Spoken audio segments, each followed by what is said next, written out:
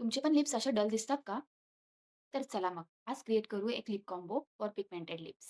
तर हे lip liner आहे की ब्युटीचं. मी वरती किंवा डिस्क्रिप्शनमध्ये ह्याचा नंबर तुम्हाला टाकून देईल.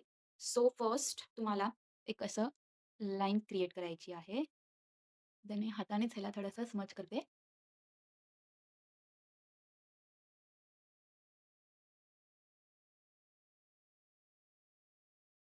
सी बघा, लगेच जो आहे माझा पिगमेंटेड पार्ट तो कव्हर केलाय ह्या लायनरने. हे खूप सुंदर लायनर आहे, जे की तुमच्या लिप्सवरती एकदम असं सॉफ्टली मेल्ट होण्यासारखं आहे. इतकं स्मूथ त्याचं टेक्स्चर आहे.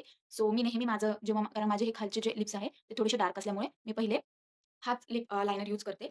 देन ही आहे स्टॅचची 9 to 9 ची लिपस्टिक. सो मी ह्याचाच लिप शेड यूज करणार आहे. सो हे बघा, हा लिक्विड शेड आहे.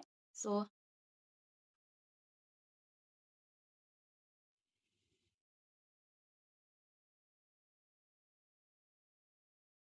बघा, ह्याने लगेच एक माझा शेड अपटोन पण झाला आहे आणि एक न्यूड लिपस्टिक मी आता क्रिएट केली आहे. सो हा खूप जास्त डेली बेसिससाठीचा खूप सुंदर असा लिप कॉम्बो आहे.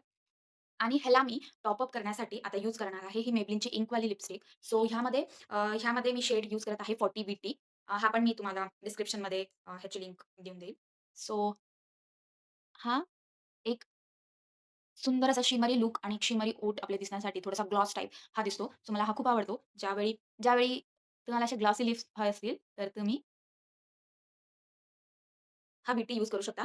डायरेक्ट व्हीटी हा लाईट लिप्सवरती, पिगमेंटेड लिप्सवरती हा सूट होत नाही. सो मी असा लिप कॉम्बो तयार करून तो डेली बेसिसवरती यूज करते. सो हा खूप सुंदर असा एक लिप कॉम्बो क्रिएट होतो, जो की एक ब्राउन स्किन टोनसाठी आणि ब्राउन गर्लीसाठी एकदम बेस्ट असा आहे. So go for this one. Bye.